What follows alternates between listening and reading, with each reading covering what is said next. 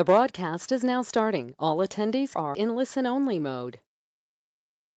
Well, good morning, everyone, and thank you again for joining us for our California-Nevada chat. My name is Len Dumas, Executive Director for the Northern California PGA, and welcome to almost August, right, Tom, as we say in San Francisco, this time of year. You know, we have to say we appreciate truly and are very thankful for the continued participation of everyone that even with everyone back to facilities, more or less, we still have some great attendance for our talks on these Fridays. So thanks to our section golf professionals, our partners and Allied Association for joining us, for input on topics, and for being participants. Our guest today, we're very grateful to have Dr. John Lansberger back again. Also, Barry Deach, Pga Championship Director. Barry's back. Thank you, Barry. Tom Smith, the General Manager at TPC Harding Park. Tom is with us this morning. Thanks, Tom. And Kevin Fitzgerald, the Assistant Director of Government Affairs for the Southern California Golf Association. So we've got it all covered in one form or another. So to the team, of course, Tom, Nikki, Caitlin, Bryce, and Tyler for keeping us on the air. And we appreciate all the effort that's gone in, because we've got, it's a pretty mobile environment when we do this in terms of, are we ready? I think so. Who's coming on? Let's figure it out, but we get it done one way or another. So we've got a great program this morning. Let's get to it. And I'd like to start opening remarks from Northern California PGA Section President Didi Moriarty. Didi? Thanks, Len. Great to see everybody. Tom, Barry, great to see you. Can't wait to see you next week and give you a virtual handshake. So I just want to say I'm so excited about the championship getting here. And I know we've got a lot to talk about today, but thanks for being here today and look forward to seeing you soon. Thanks, Didi. And now to Southern California PGA President, Mr. Tony Latendre. Tony? Well, good morning. Thanks, everybody. And thanks, Tom and Barry, for being with us. Good luck as we're banging on the doorstep of the PGA Championship. So exciting. I was really looking forward to my first PGA Championship this year. And, well, I'm here in Southern California. You see where that's going to happen. So, but anyway, you know, it's nice to see the numbers. We're still, you know, cracking that 60 number for everybody on this call. Some good information. Looking forward to hear what the good doctor has to say and what you gentlemen have to share about what's going on at Harding Park. So thank you for being with us. We appreciate it and everything that you're all doing. Thank you, Tony. And to our colleague and Executive Director and Chief Executive Officer of the Southern California PGA, Mr. Tom Addis. Tom? Yeah, thanks. And thanks, everybody, for visiting with us again. We have a nice group again this morning and some great individuals with us for the program, and we appreciate Tom and Barry and Dr. John and Kevin being with us. And normally I would be up there starting probably Tuesday at the PGA Championship with our champions dinner, but of course that's all changed. I think this will be the second one or third that I've missed since 1983. So been at the PGA Championships many years, and we'll miss that and miss seeing everybody. But it'll be a great one at TPC Harding Park and in San Francisco. Terry Haig and the staff will, as Barry and Tom know well, will do an outstanding job up there, and the players will love it. So congratulations. Have a great week. Today will be good, and with the good doctor. And with Kevin and with Tom and Barry. So Len, thank you. And again, thanks everybody for being with us today. Well, thank you, Tom. And Barry, Tom, let's start with you guys. And Barry, I'll go back to when we met at Bellerive in 2018 and the things we talked about. We talked about an unforgettable PGA and a lot of firsts, and it has turned out that way, but in no form of any of the conversations we were having at the time. So, you know, it's great to be there, Tom, to have you with us. But Barry, talk about the ride. Talk about getting from that point, you know, kind of early February of 2020 to here we are, and all of the pretty much craziness that went on in a very short time period. Yeah, thanks, Len, and thanks, Didi and Tom, and for all the great comments. And I think there's so much to be said to keep things sort of succinct, I think it's going to be an extraordinary and memorable PGA Championship on so many levels. And I think what I'm most excited about, which is what I try to always look for in every championship, and this one in particular, in participating in both the CBS, which will be next week, but also the ESPN pre-production meetings, 170 hours of live television broadcasts for the PGA Championship, not including any and all of our digital platforms and expanded digital platforms, along with CBS and ESPN. That's a lot of television, roughly to 163 countries and territories around the world. Early predictions would be, prior to COVID, would be about 500 million households. But we've seen the numbers. We've been watching the numbers over the last 6 weeks of the PGA Tour, and we see some growth there. But I think the world of sport, certainly the world of golf and world, emphasizing that, is anxious to see major championship golf again at this level. And then I think the second part of it is just sort of the majesty and beauty of California and the Monterey cypress trees in this golf course. I think it kind of reminds me in many ways of the 2004 PGA Championship, our first at Whistling Straits, where it was really a pure golf experience. None of our infrastructure was out on the golf course, and it was just grandstands and lots of people, of course, on Lake Michigan. In this case, if you go around the venue, it really, Tom and I were talking, it really will be a pure golf. TPC Harding Park will be on the stage in really incredible ways. And you put it in contrast of what let's say a week in, week out production might be on CBS for 6 hours, and the amount of production that's going on here, it's going to be pretty extraordinary. And I think that's what I'm probably most excited about, especially in prime time this year. So staying on the positive side, I would say my final comment would be, it has been an extraordinary experiment, if you will, for our entire organization. So I couldn't be more proud of the PGA of America, and it's all being led by Kerry Haig, our Chief Championship Officer, our Senior Director of Championships, of course, David Charles, and our entire team, but every department. It's been an extraordinary time. I think that would be my answer, is like how many people have kind of like risen to the top to find a way to conduct this championship. And it goes without saying that our partnership with Governor Gavin Newsom, the state of California, and Mayor London Breed and the city and county of San Francisco is paramount through all of that.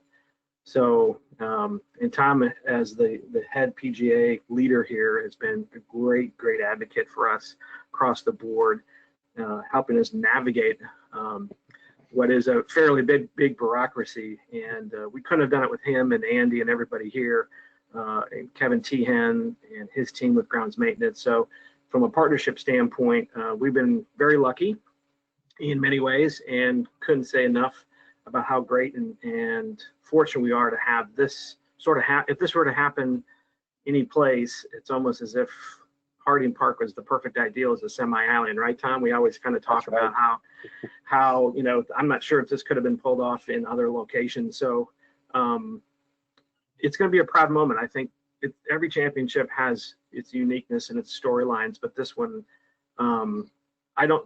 I think people are underestimating the power of our broadcast, and that's what I'm most excited about as far as the coverage.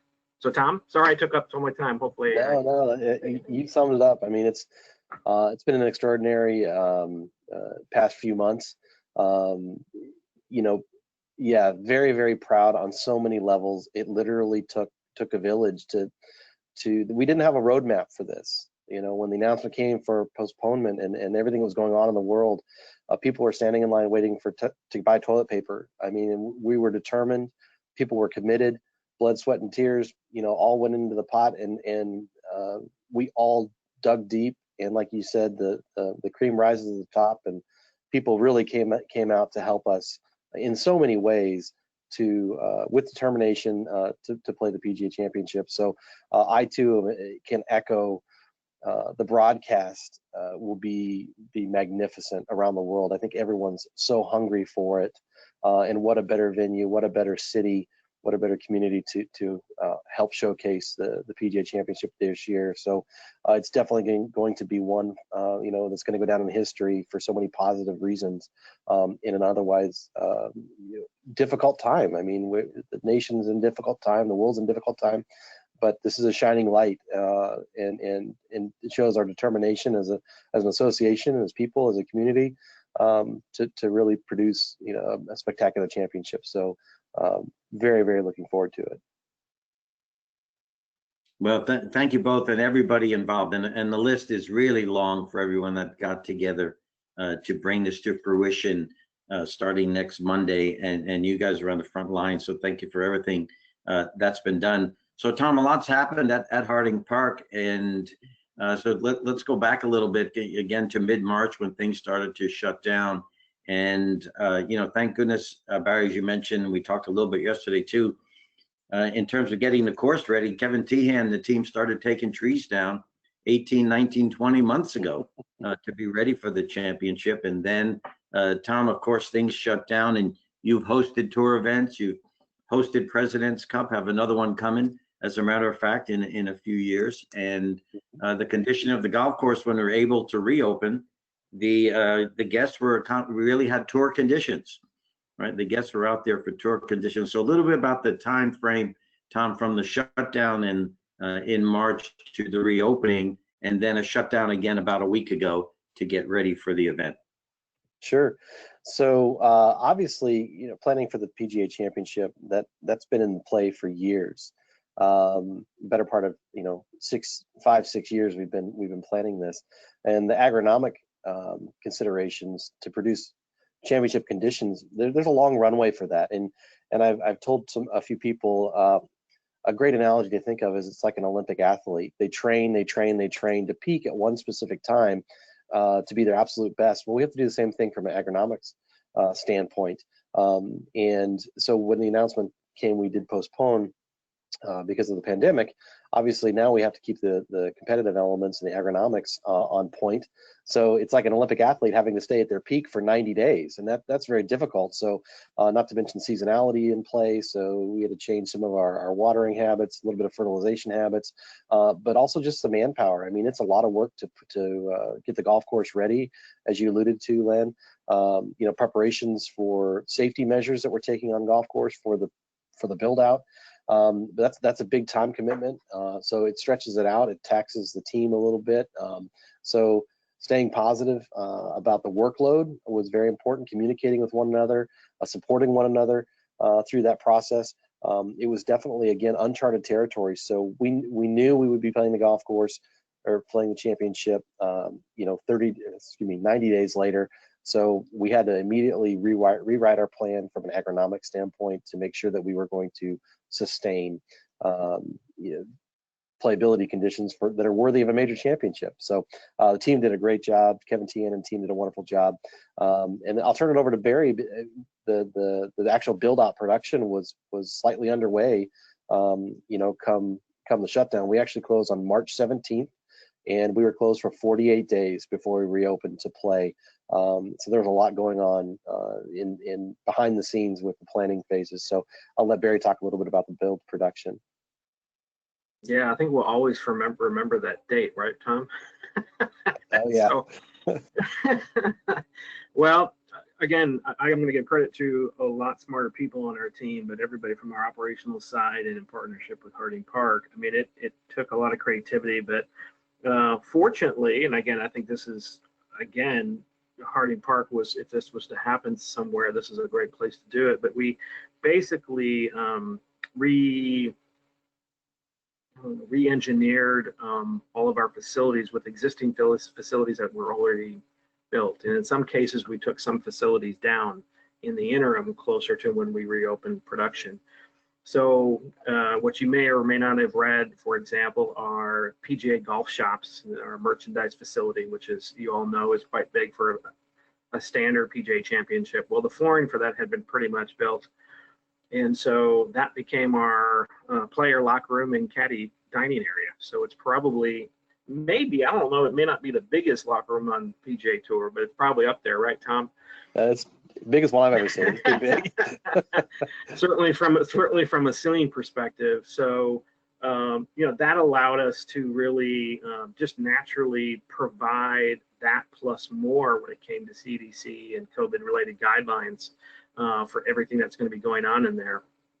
And then the beauty of the facilities that we had planned for player family dining over at the first tee range, those were re-engineered for our media center. And I think one of the great outcomes of this exercise is the power of our virtual media center for the first time. I know the last time I checked with our media communications department, we had registered over 400 media already for the virtual media center to be covering the championship virtually, and then really narrowing our focus on those that were on site, having the greatest, longest reach relative to a media environment, including just our overall enhanced digital side. So for the first time. So Rob Smith under Jeff Price in the commercial group, and the amount of digital reporting and designers and storytelling that we're going to have here is like we've never done before, which I'm very excited about. And a new incredible, hopefully some of you have been able to see some of our pre-championship videos, new video team that has really taken our video design to another level, and they'll be on site, rapid firing video out for all of our PGA channels, which we're pretty excited about. And then I would say again, fortunately, the Fleming course that's here at Harding Park serves as a wonderful television compound. So I haven't changed much, right, Tom, outside of just moving things around and working closely with Kevin and his team. And give you one small example of the mat structures that we have out there. The sand underneath the mat structures actually is sand that's going to be used immediately within the restoration process. So Kevin and his Tehan and his team working with us in that kind of synergistic way is fantastic. I'm trying to think if we had the full build, Tom, it would have been quite interesting. I don't know if we could. There wouldn't be much room on the golf course. Right. So you look at you look for the law of serendipity of things, and truly how TPC Harding Park is reading the history, learning about the history from Tom and others here, and how it fulfills. I'm sure Sandy Tatum and others, who are not here with us, would be very proud of this day. And I think there's ways that we're going to be commemorating that here throughout the week, in addition to some new events that were still some first for PGA Championship. So to sustain all of that through this unusual environment, it's hard to describe, I guess. So I guess there will be a very proud moment. I think the closest for me might have been unveiling Whistling Straits in 2004 to the world. I think in this case, just the fact that we're inspiring the future of the game by conducting the championship is, I think, what we're going to be most proud of. So thank you both. And we've got a question or two. Nikki, I think you have a question for Barry and Tom. I do. Thanks, Lynn. Barry covered a couple of the questions that were asked as far as production and some setup and player hospitality and so forth. But how many volunteers originally signed up to participate, and how many are you actually using, and what sort of roles will they have? Yeah, thanks for the question. I think a little over 3,000 originally were signed up for over 20 plus committees. We're now down to only 3 committees and about 245 volunteers on site. So you can see the pretty drastic nature. It is, I believe, marshals, walking scorers, and laser operators for our scoring system. So those are the 3 committees only on site. We have pared down basically anybody out here is basically essential personnel. You're providing a function, working, and then leaving the venue. So we'll be helping the broadcast by staying at, and I'll be helping the broadcast by staying at my desk all week and watching it on television from our trailer, just to ensure that we do the best we can with giving that pureness of Harding Park to the broadcast. And one more here. Manual scoreboards had been planned to be used. How will scoring be handled now? Yeah, so we've got, of course, we've decided to go with electronic scoreboards that are on the PGA Tour that you see week in and week out. in addition to shot length and all of our own scoring system on place. So no manual leaderboards, it'll be all electronic that you'll see, but they won't be we put a little of our PGA America touch to them, so within our branding scheme. So you'll see a lot of navy blue and a little bit of white out there that matches up really well with Harding Park. Great. That's all we have. Thank you. Okay, thanks, Nikki. So just one last thing again, thanks to both of you. I know we've got a lot to get back to do, but we've got, there were 14 grounds added to the golf course, and I think it's coming in just a little under 7,200 yards. So Tom, Barry, other features that have gone on the golf course for the championship. I'm going to throw it back to Tom. He's going to be the resident expert, but I think we're at 7,251 officially. Correct. Par 70, right? So we took it down 2 strokes, Tom. Correct. But I'll let you talk about the specifics on the number of tees. Sure, that was a very special thing as a PGA professional to be involved with that, working hand in hand with Kerry Haig, many early mornings with a clipboard, a laser guide, or a laser, some shot link data. We use that technology to our advantage to really help us lay out a golf course that would test the best players in the world. So we did build, as Lynn alluded to it, we built 5 new tee boxes that added some length strategically where needed. And they're not crazy. They actually fit right in with the natural flow of this golf course. One of the easiest things we had is the building blocks were already here on property. It was really just a few small fine touches that would really put the cap on the challenge from a competitive standpoint, make the players think a little twice, once or twice about their line, their shot of play. So in addition to the 5 new tee boxes, we did a little bit of fairway shifting. Fairways have naturally been brought in just a little bit, but on some holes they were strategically moved either left or right to bring in some of the competitive elements. It'd be that a slope, be that perhaps a bunker, a tree line. Not to be unreasonable, it's completely fair and right in front of you. It's not tricked up in any way, shape, or form. It's a very honest test of the game, and it's going to reward well-placed shots. Obviously, the conditions in the rough are major championship worthy. Recreational players got to test themselves on it when we did reopen in May, and so we heard some grumbling, but just some awe about how good those players really are to be able to go out there and play well in those type of conditions. So those were the enhancements we really did. So I mean, what a testament to the layout, what a testament to the property overall, that very, very little had to be done to be able to gear up for a major championship. We did a little bit of tree work again for some safety reasons. The trees here are about 100 years old, and they're approaching the end of their natural lifespan. So it made sense to get up there over the past few years to get those addressed. But what I would say, no competitive trees were removed, i.e. a tree that might be in play on a tee shot or around a green or whatever. None of those trees were removed. It was more or less pruning in the peripherals where there was any kind of structure, broadcast structure or hospitality structure in the original plan. Those were addressed. So the golf course is from a competitive standpoint, it's pretty much, if you ever played here before, it's going to be very similar in feeling. So the best players in the world get to come here and test themselves on our golf course, right? And I use our as a community. So it's really, really special in that regard. Well, thank you, Tom. Thank you, Barry. And as of this morning's count, we have 95 of the top 100 players in the world are scheduled to be there next week. So very, very exciting. And again, thank you both for all of the work. We know what we know. We know there's been a tremendous amount behind the scenes to bring this to fruition. So it's good to see the smiling faces. And we know that Harding Park and the city and county of San Francisco are going to shine. The PGA, the 102nd PGA Championship is just going to be an amazing event next week. So thank you all for all of the work. Thank you.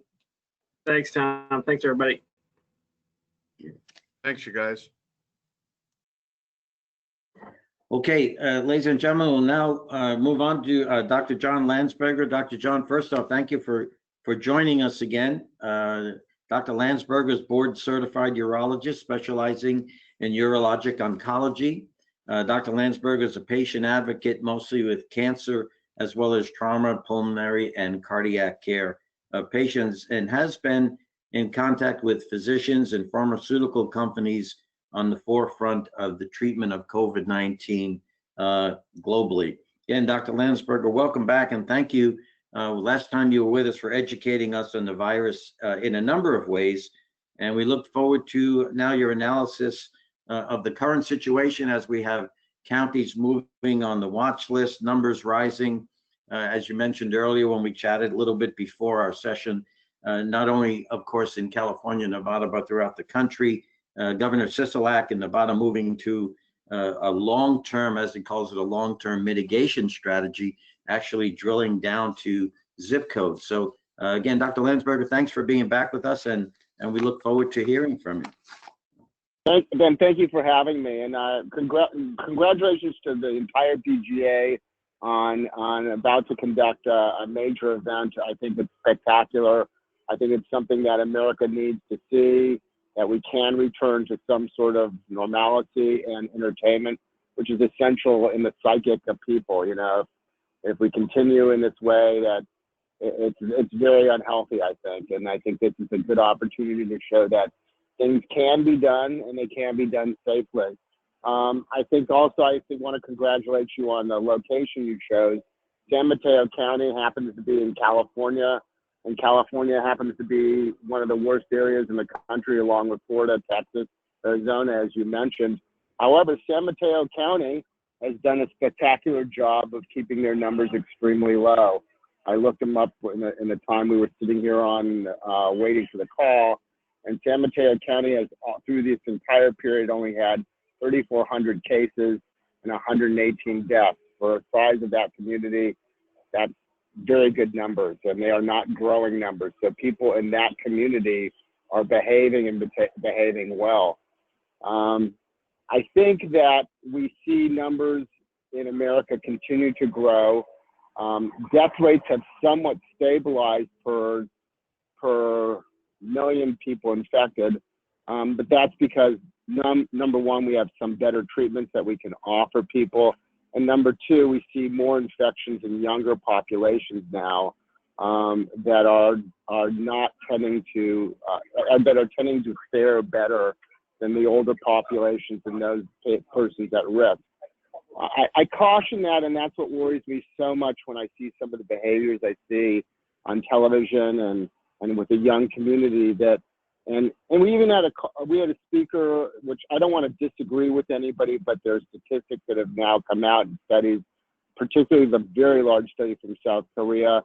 Although younger people, 10 to 19, may not get as sick and their death rate is not as high, they are equally as infectious as any other person that acquires coronavirus. And we have to remember the most infectious period is those periods where people have the minimum amount of symptoms, where they actually feel fairly well, they're going out, they're going to areas, and they're transmitting the disease. So I think one of the things I would like to say, and I mentioned it to Tom, is that I think a lot what you have to offer here is being one of the major events to open up since COVID began is optics. And I'm hoping to see that we see as perfect of optics as we can in this event, and that is that social distancing is imperative. Even though, you know, people may get tested, you know, I know what the NBA is doing, but the NBA is doing it in a very expensive and sophisticated way, living inside of a bubble. We saw in Major League Baseball that's probably not going to work out. They haven't been in a bubble. But golf is unique because golf can be done with, you know, in my opinion, with 100% socially distancing people. And I think that's the example we need to see. We need leadership, not only from our government officials, but leadership from those celebrities that seem to be, you know, people respect and look at them for guidance and follow their examples. So socially distancing, I think, is imperative. You know, the normal things that we're doing, hand washing, all the preparation you guys have done is excellent. I don't know if it's possible, particularly in a professional tournament like this, for the pros to wear a mask. The optics would be wonderful. They're not necessary from a disease standpoint, but they're, you know, if we could get at least the caddyman to wear a mask, it would be helpful just for optics. And that's a PR relationship, in my opinion, not a medical one, right? I mean, we clearly know that social distancing is the #1 imperative thing. This is I'm going to repeat once again, we know this is a respiratory disease. It's only transmitted from human to human. And in those that are in direct contact, and those particularly in large crowds, and particularly with those people that we think are what are quote unquote super infectors. Those people that are usually fairly asymptomatic, go into a large social situation and will end up infecting tens to hundreds of people in one setting. Otherwise, the updates are not significant since the last time we spoke. And I once again commend the PGA. I think this is spectacular. You're putting on a major event. It's going to be inspiring to the country, to the world. And I can take questions. Well, Dr. Lansberger, thank you so much about the comments about the PGA. And you know, we've said many times to our colleagues, thanks to them for adhering to the protocols at their facilities so we can remain open and can remain growing the game and providing an outlet for players that have been at it for a long time and for new players, both physically and mental health wise. So, Doctor, comment please on the progress on the vaccine. We've seen the clinical trials are going on, and what do you think the likelihood is for something? We've heard year end, we've heard early 2021. What's your feeling on that, please? So I think we're going to end up with multiple vaccines. You know, there are the companies that tend to be in the news the most is Moderna, which is here in California, the Cambridge study, which is a GlaxoSmith company out of England, and the Pfizer vaccine. Those are the ones that seem to be on the news more. But there's actually 100 and some odd vaccines that are in one phase or another of development.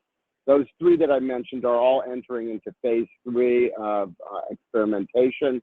That means that we're looking for, you know, we've already established the safety protocols that this is a relatively safe vaccine to done. That's done in phase 1 and phase 2. Phase 3 is actually looking at how effective is the vaccine in preventing disease, building antibodies enough so one doesn't get infected. And any vaccine that would get somewhere around a 70% response rate, that means that 70% of the people that were vaccinated would build antibodies to be protective, would be approved by the FDA, provided there are no safety issues. I think you're going to see simultaneously a number of vaccines coming to market fairly close in timing that some will be better for certain age groups, some will be better for other age groups, and that'll take some time to define which is best. And I think ultimately people are going to, whatever's available, those who want to get vaccinated are going to seek vaccination. What are the limitations to it? The limitations is manufacture, distribution, and distribution all the way down to administering it to patients. And unfortunately, that takes time. And I know all these companies that I mentioned, the 3 major ones, and there are several others, have already gone to production. So it's not like they're not waiting for FDA approval to get there, but there are severe limitations. Imagine, this is something the Gates Foundation has worked on for an incredibly long time in third world countries, is distribution of vaccines and getting them out there. And it's not as easy an issue as one would think in logistically. These things need to go refrigerated, they need to be transported. Those are things that are being worked out. Even the glass vials they come in, the vaccines, are medical grade glass. That's in limited supply. There are some very creative companies that have come out now with syringes that may be able to mix the drug automatically and be disposable, not in more of a plastic looking syringe rather than glass. So there's a lot of brilliant people working on a lot of brilliant things. Do I think if a vaccine was available today, remember, we're not going to have herd immunity for months afterwards, because vaccines take a period of time to work. You have to get enough people vaccinated to make that the transmission from one person to another less probable. But you will see a drop in the number of cases as time goes on. I'm optimistic that there will be at least one vaccine out in the marketplace by the end of the year. I think they have been so productive in terms of pushing forward and trying to come to the market quickly. Will there be enough to supply, and where is the supply going to go? Well, I think America is definitely going to get its fair share or even more. We have, as a country, funded much of this vaccine research worldwide and have arranged as part of that funding that we get a certain amount of doses. Historically, vaccines are not distributed fairly across the world. They are done dependent on the inventing country, distribution patterns, resources, all kinds of things like that. I imagine some of those discrepancies will happen this time as well. But I think we can look forward that there will be an end to this time where we have this much more under control. Whether this becomes endemic and a part of our natural viral load in our society, and that people will continue to be vaccinated, is yet to be seen. I think in the meantime, though, we should not look for a vaccine as our solution to our immediate problems in the United States. I think our immediate problem is, and that's when I go back to optics, if we could just have people wear masks. And I'm not talking about elaborate masks. I'm talking about simple 3-layered cloth masks. The numbers of cases would go down precipitously.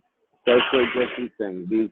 We just saw an event in San Diego where a church group met on the beach with 1,000 people. I was horrified to see that. I was horrified to see that the government didn't intervene, or, this is not a social liberties issue. This is public health. And public health, in order to deliver public health, we must, and we always have, impinged on people's, freedoms. I mean, that's what public health is. It's tracking disease, administering precautions, and trying to avoid further contagion, right? That's the whole idea in public health. I hope that answers your question. Yes. Hello?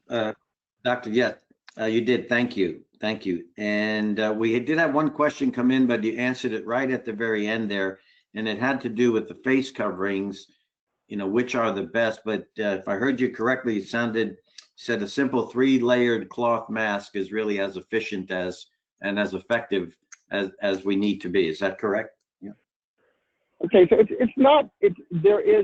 so the only masks that actually filter out virus as a protective measure are the N95s and the P100 masks that really should be reserved for medical personnel working in a hot zone. On a day-to-day life, I think you're right. A 3-layer mask of material and this is all, I can send you guys a little thing on it, but it's each layer of material should not be transparent, and it's 3 layers that the CDC is recommending.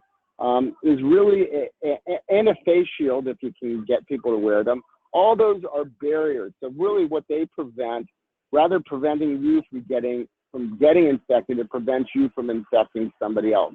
It prevents those droplets from going as far as they normally would go. And that's an effective way of doing it. And if we as a society did that, our numbers would drop precipitously. I mean, we could really see a dramatic change in the numbers within 3 weeks of people taking on that as a duty. Great. Well, thank you, Dr. Lansberger. And let's do one more check. Nikki or Tom, any questions for Dr. Lansberger? Not at this time. Thank you, Lynn. Okay, so Dr. Lansberger, thank you again for being with us on our California Nevada chat. We really appreciate the insight and the education from your point of view, which is valuable to us. And as you have reinforced, social distancing, keep our masks on, our face coverings on, and that's really at the top of our defense list. I love that, and I love to hear it. And congratulations to everybody that's involved in it. I'm anxious. I'm not a golfer, but I'm anxious to watch it. Well, that's a great segue, Dr. Lansberger. Thanks. There's wall-to-wall coverage from the first shot on Thursday morning until the last putt on Sunday evening. So thank you so much for being with us, and be sure to be watching CBS for that. And everybody take care. Thank you very much. Bye-bye. Bye-bye. Okay, so now let's go to Kevin Fitzgerald. Kevin, thank you for being with us this morning, and for updates on what's happening in the legislature. We had a California Alliance for Golf call this morning, and Tony Rice brought us up to speed a little bit what's happening in Sacramento. So Kevin, love to hear from you on our next steps, what's happening in the legislature and around the state. Thank you very much, Len. And as you're all aware, I'm not Craig Kessler. This is the first week that he hasn't been able to join us, as he's been a regular contributor since March. So I'll do my best to take his place and provide a brief update, try to answer any questions at the end. And certainly, I just want to point out that we always want to be a resource. So if there are any questions, please don't hesitate to send them our way. I might not be able to answer those questions, but I certainly can do a little research and see what we can find out, anything we can do to help. So let me just begin by saying I've just got a couple of updates today. And as Len just mentioned, we did have a call with the California Alliance for Golf Legislative Committee this morning. And as he mentioned, we had our lobbyist in Sacramento, Tony Rice, provide us with an update. He's been a contributor on these PGA chats as well. And, it's not going to be news to anyone to learn that while the legislature did reconvene this week, it's a bit of a lost year. We've heard that before. The legislature has a month before the end of the session. The year started with optimism. We've talked about AB 5 quite a bit from last year. That's the independent contractor bill that we did receive a measure of relief. We were hoping to perfect that and get a full measure of relief for independent contracting teaching professionals this year. Everything's a bit up in the air. There's some reason for optimism there, but I think it looks like most of our regulatory agenda is going to be pushed to next year for obvious reasons.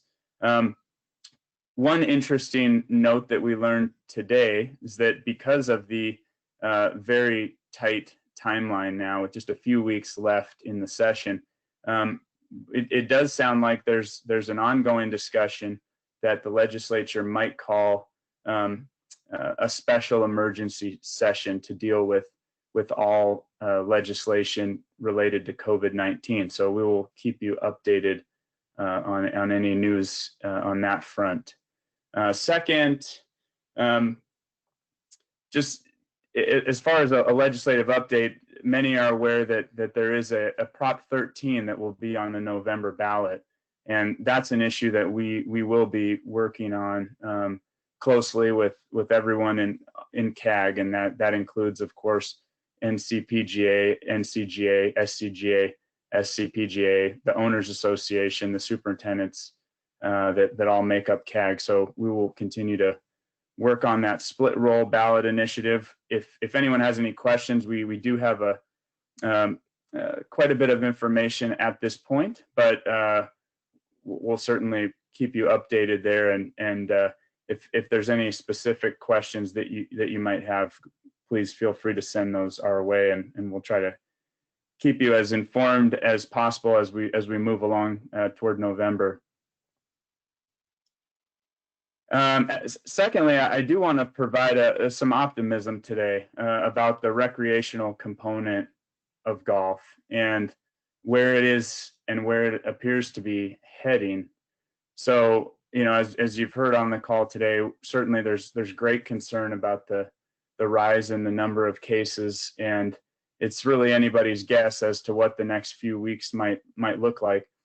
I've received a number of emails and calls about, real angst as to whether that recreational component that we've talked about for so long, and the message that we've been able to show. We've talked about optics, and really separating out the recreational component of golf from other areas, such as food and beverage, banquets, things like that. And that angst comes from a lot of discussion about whether golf might be re-shut down in some areas. The mayor of Los Angeles issued some warning that they might be headed toward a real shutdown again. And I want to just provide a little bit of optimism on that front. So in spite of the rising cases, we have reason to believe that even in the largest and most severely hit county, which is LA County, that further amendments to the directives concerning golf are being considered by public health. So late last week, Los Angeles County Parks and Recreation informed its golf course lessees of certain changes to the golf health order, and also indicated that it was continuing to pursue several changes. And because of that, on Monday, SCGA and SCPGA filed a joint letter, very detailed, to LA County Public Health in support of 4 amendments to the county health order. And so those 4, let me just go through those quickly. So the first being approval of group and organized play that we feel would provide a significant decrease in the contact among golfers and golf course staff. And the reason that you can see a decrease in contact is based on the simple notion that it eliminates individual payment transactions. So those group outings would either have to be prepay or paid in one payment for the group. And also that this group play would have to be in accordance with all other physical distance and touch point controls that are currently in the order, which include, as everyone knows, no scorecards, no scoreboards, no gatherings, no shotgun starts.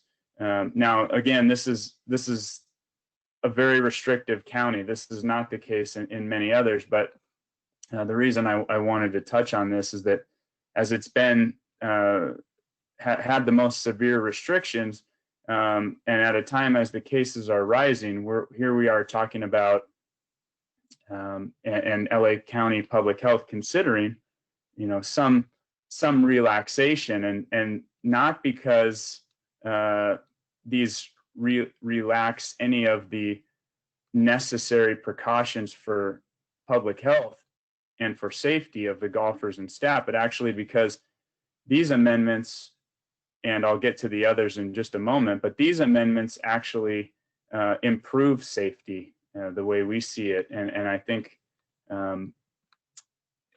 that as I go over the next 3, which the next one would be that the driving range stalls, which right now have to be 12 feet apart, would decrease to 8 feet apart. And the point of that would be to reduce all gathering. Right now, many of the public facilities have a line of golfers waiting to get on the driving range, so it would actually reduce any potential gathering. The third in LA County, practice greens and pitching greens are still closed.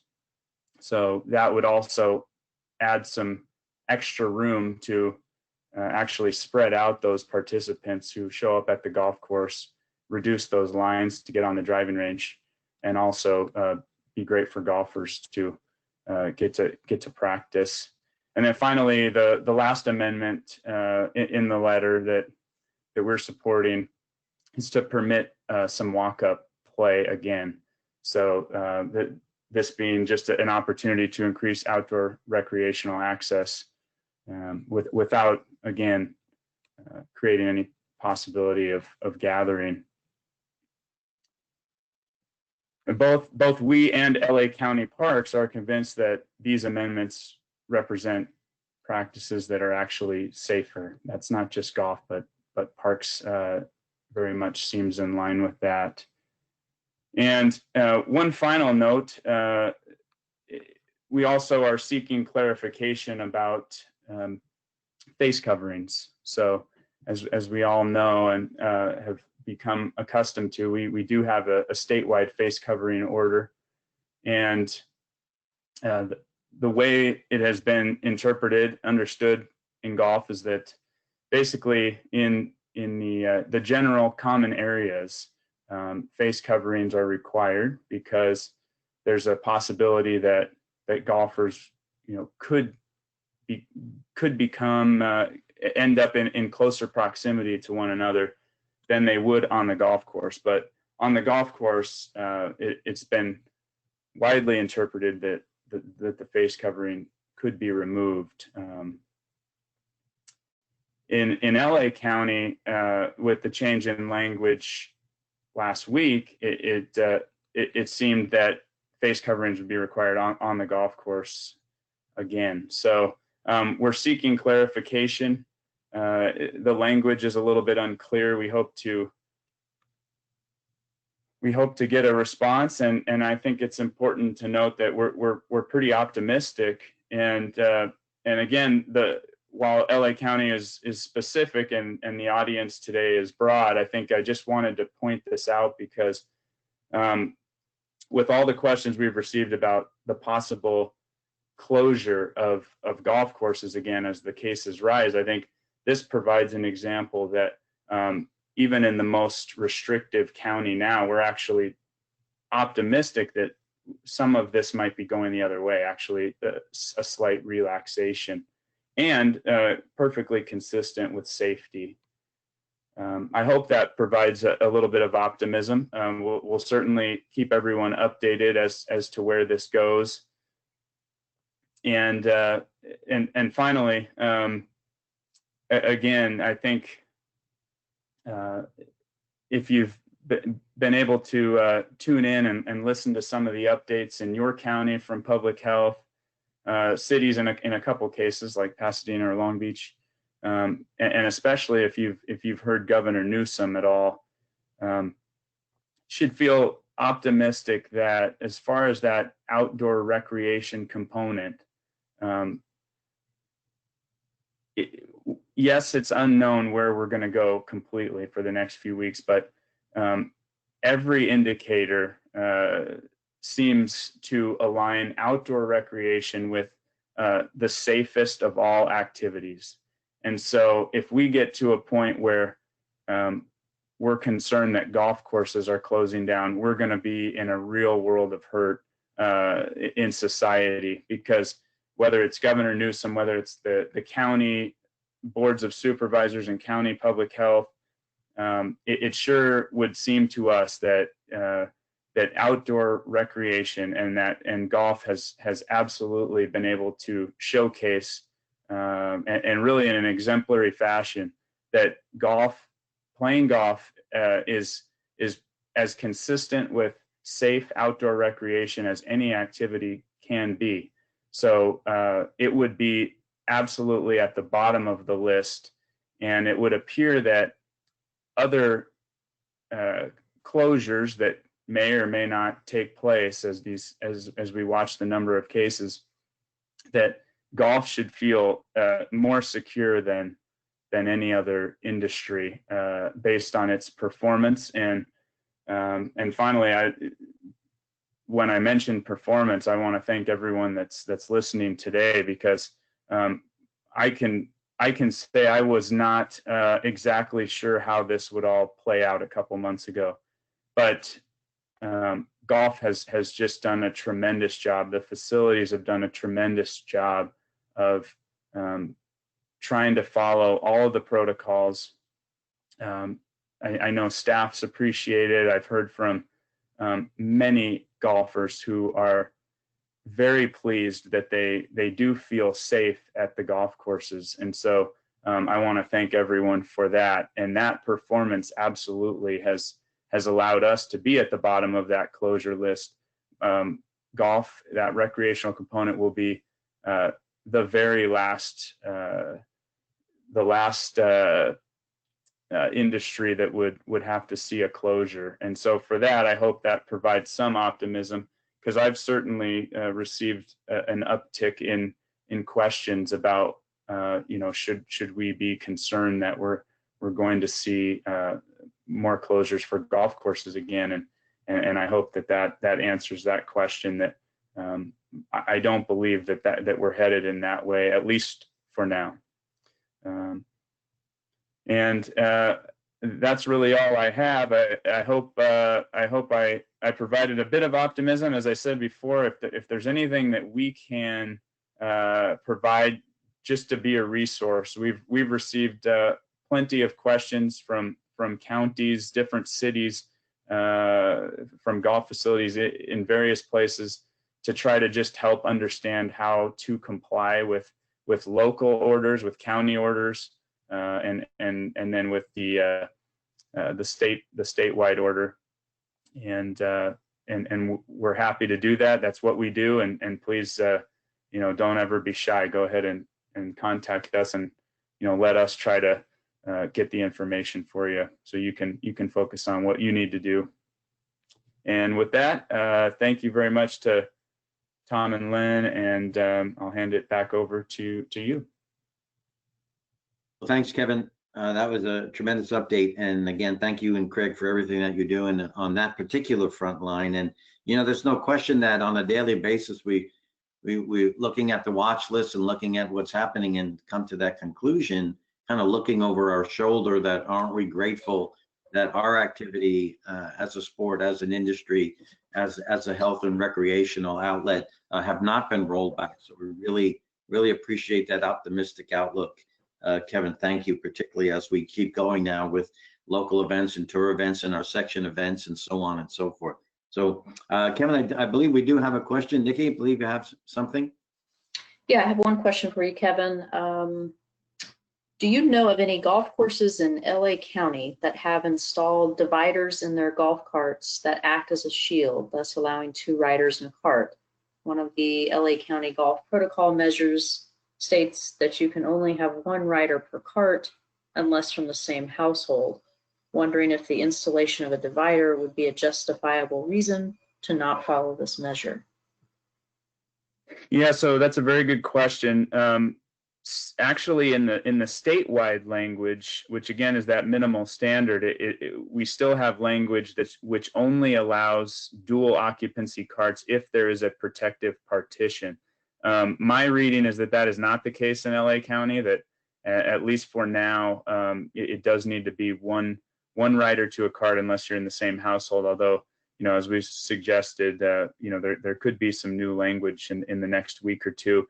I have received a number of questions about that protective partition. I'm not actually aware of a facility going forward with it. I know that there's some question about what exactly constitutes a protective partition, and whether it's one of those portable windshield dividers or actually a plexiglass.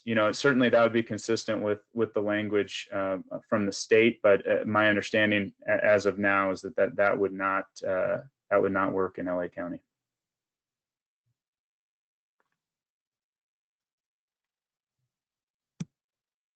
Okay. Well, thank you, Kevin. Again, I appreciate all your time and our heads up. We've got, as you mentioned, we just have about 30 days, right? August 31 will be the end of the legislative session, with that possibility of Governor Newsom calling a special session. From what we understand, it might have to do with a plan to assist California financially in bridging all of the effects of COVID-19. And then, of course, Prop 13, Prop 15, which may come to ballot in November, having to do with the taxation of facilities, and that's always been a hot button in and around the state. So, Kevin, thanks, and stay well, stay safe. And at this time, I think we'll start to wrap up. I'd like to toss it to, again, our section president, Dee Moriarty. Dee, some closing comments, please. Yeah, no, thanks, Len and Tom. Thank you for putting together really a great informative session today. It was really, really good information, and I know we all appreciate that. And just looking forward to next week. It may be a foggy, soggy championship, but hey, that's what we have to play within the city. So we're really looking forward to it. I know the course will shine. So, and tune into the TV next week. Okay, thank you, Dee. Tom, some thoughts, please.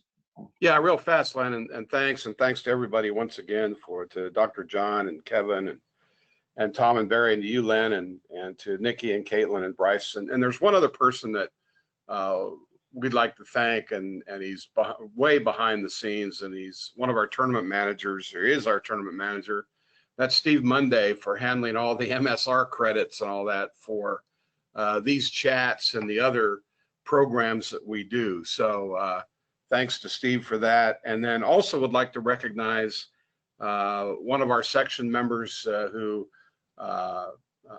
happens to be playing up there next week, and that's Jeff Hart. He's our section champion as well as our senior section champion. So we wish Jeff the best at Harding Park next week, and hopefully everybody here enjoys the PGA Championship. And Len, I know you'll be out there, and Dee, and enjoy your experience, even though it might not be the same in the total scope.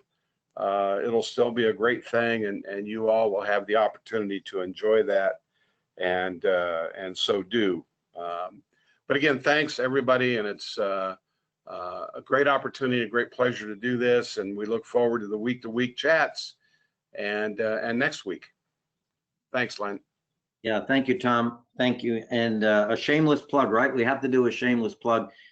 Please keep in mind one of the pushes, and this is for us as PGA members. One of the pushes next week from HQ is going to be about PGA.coach and the certification of professionals. So if you haven't done so, please do so on PGA.org. Please jump into PGA.coach for certification. It's going to take about 3 hours to do it, but there's a lot of messaging that's going on, both from our sections individually, highlighting local professionals, and from the PGA of America as well. And that's going to be quite a push during the championship next week. So that's time very well invested. And yes, there certainly are MSRs, but again, it's one of the national pushes to get us out there as PGA members and PGA's instructors. So well worth that time spent. Well, with all of that, again, happy almost August. Everyone, thank you for continuing to participate and everything that you're doing facility-wise to keep this great game moving, growing, and health and safety to all. And we'll talk soon. Thank you. Have a good week.